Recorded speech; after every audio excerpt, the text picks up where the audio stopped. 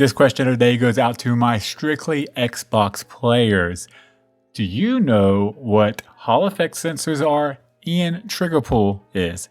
If so, let me know in the comments below, because this controller is a little bit different than any other controller that's ever come out for the Xbox.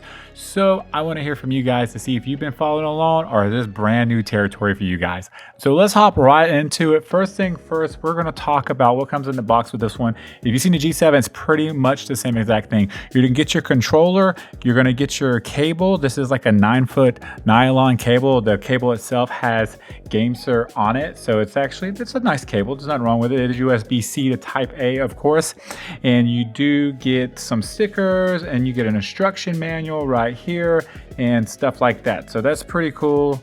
And then you also get the Game Pass Unlimited, which, by the way, but whoever puts that in first, pause it. Let me know in the comments below if you got it. I hopping right into it. What's the differences between these controllers? Well, one of them is going to be the XYBA button. For most of you that have watched VCudas and Gamer Heaven and all those guys' reviews, you already know that the tactile buttons on the G7, the tactile clicky buttons, what are best for what? Fighting games and stuff like that, are not on the SE version. They're just a normal membrane underneath. They don't feel bad. The buttons themselves are nice and tight, not like the T4. The T4's got a little bit of play in them and stuff like that. But with these, they're nice and tight. There's nothing wrong with them, but they are a membrane. They had to cut that out to put the other features on this controller that we're going to go over here in a few minutes. The other features on this controller, the D-pad is the same way. The D-pad on the G7 itself is a click-your D-pad, and the D-pad on the SE is also membrane. Other than that, though, they feel the same. They do the same. They function the same. Matter of fact, they function the same with your 3.5mm plug that you can put in the bottom right here, so you can have your headset plugged up. You have your mute button, and when you press it, it will turn bright red. That way you'll know it's muted. And then you could just hold the M button that's right here, and then up and down on the D-pad, left and right, to control your volume in-game chat, all that good stuff. So on the front of the controller, the other actuation buttons like the start and the Xbox button and stuff like that, the SE actually sounds clicky. They actually have a little bit of a clickier sound to them. They actually feel better than the G7 in my personal opinion. Not that it really matters for those buttons, but it is, someone's gonna ask me. So it's there. This controller also has the interchangeable faceplate that you can take off. And what makes it cool is if you do own the G7, you can throw that bad boy on there. Or you want to put this on the G7 itself, you can put that on there and you'll have those two going for each other. I actually like that with the white and the black right there. I think that looks pretty slick. What do y'all think? The other difference on this controller is going to be the joysticks themselves. The joysticks, for you that don't know, have been living under a rock, they are Hall effect sensors, and what that means is the inside is a magnet which pulls back and forth to make your player move, versus the potentiometers, which are in every other Xbox controller known to man right now, that have what they call a strike plate in it, and when you rub the sticks around, it rubs against it, eventually wears out, and that's what develops stick drift.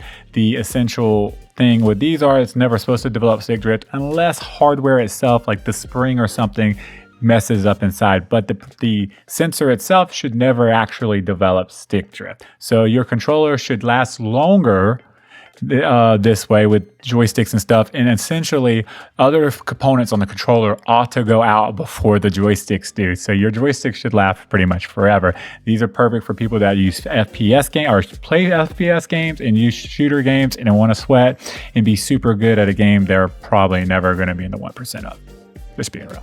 That's me. The other thing on this controller with the joysticks are they both have anti-friction rings on them. The G7 still super smooth going all the way around. I have never had an issue with it all the time I've played with it and tested it. Now with the SE, I did have a little bit of an issue. The left joystick itself actually went up and got a little bit of like a rub to it. It's not as smooth as butter as everything else. It's just at the top. You can hear it as well. So I'm not sure if that is just a fault in the controller. It could very well be. These things are made in mass quantities anyways. So Xbox plays, another thing that you don't know about, I've never really thought about, is what is the latency between your player and the screen. You don't really notice it because the majority of third-party controllers are going to be a 250 hertz, unless you get something like an Xbox Elite Series controller for some reason is 125. The higher the number, the better. Now with these controllers, they are at 250 hertz for right now, and what that means is this controller will be able to overclock, and whenever they do the update in the app, which I have a theory on that actually, and my theory is this. I wonder if this controller, the G7, will get that update as well. Let me know in the comments below, what do you think? Because they're using the same app, which means they have the same software in them, which means if one can overclock, why wouldn't the other one be able to overclock too? It's a theory. I'm not saying it's going to happen, but that would be pretty cool if the G7 could overclock eventually too. The circularity on the SE controller was a 0.5, which was really, really low, which is to be expected because of the Hall effect sensors. And the circularity on the G7 itself was at, I think it was like a 10 if I remember correctly. I'll post the results on the screen right now for you guys and gals. All right, let's move on to the back buttons on these controllers because I have a huge complaint with GameSir on this part right here. And let me explain. So both controllers have back buttons too, and they feel the same, they press the same, they're ergonomically placed perfect. But what I have a problem with is the SE version. And well, you see these right here. Yeah, it's awesome, right? We got some trigger stops on this controller. They're not trigger stops. They're locking mechanisms for the back button. Why am I irritated about this? Well, for one, why waste money on putting locks on here when you can set these buttons up to be nothing? And two, if they would have just slid that mechanism up and put it right here behind the trigger, we'd have trigger stops on a FPS controller, which you might be kind of catching on where I'm going with this controller. But yes, I'd rather have trigger stops on this controller than trigger stops for my back buttons to make them not work when I can program them not to be anything. So yeah, that is definitely I think GameSir dropped the ball there. They could have done something completely different there, save some money and put it elsewhere in this controller. Look, it's a good controller, but I'm going to complain where I can because, well, at the end of the day, that's my job. So I'm going to show you actually how to program these back buttons without the app. We'll get into the app next, but if you want to know how to program it and not have to use the app for any features on here pretty much, stay right here right now. What you're going to do is you're going to hold the M button and hit the back button at the same time and hold it. It'll start blinking. Once it starts blinking, you just hit whatever button you want, and there you go. It's automatically programmed to the back button. So if you want to unprogram the back button, you would do the same thing. Hold the M button and hit the back button and hold it at the same time. Wait for it to start blinking. Once it blinks, you would just hit the back button. Once you hit that back button, there will be nothing associated with the button at all. So you'll be good to go there. Now, this controller has technically 4 different profiles on it. You have a default profile, profile 1, profile 2, profile 3. So it's 4. To go between profiles, all you would have to do, and you could do this also, all these settings work for the G7 as well. You would hold the M button and then hold the Y button.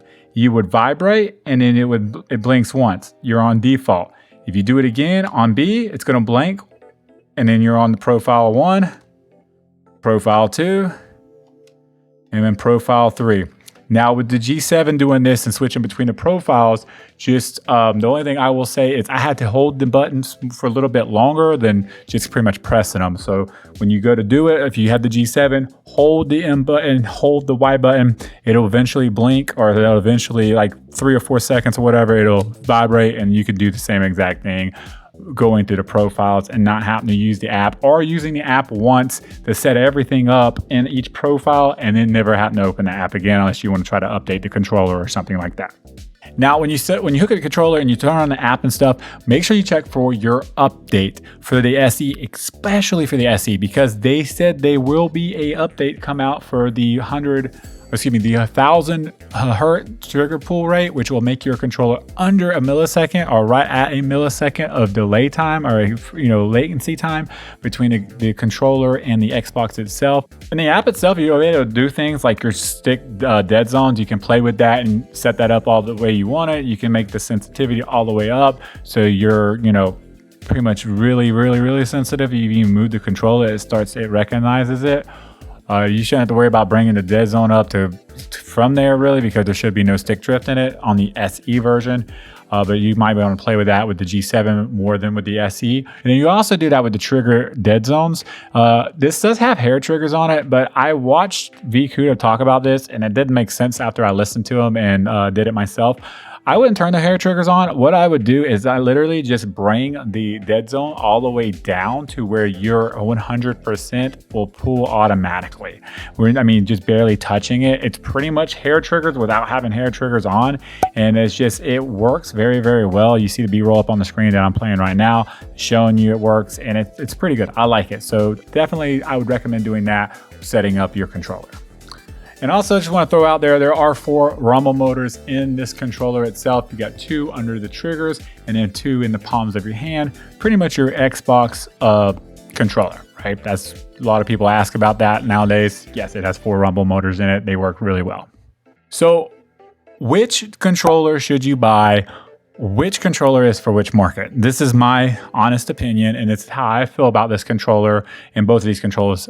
So if you're an FPS shooter person who loves FPS games, I'm going to recommend the SE because, well, the SE has the Hall effect sensors in it.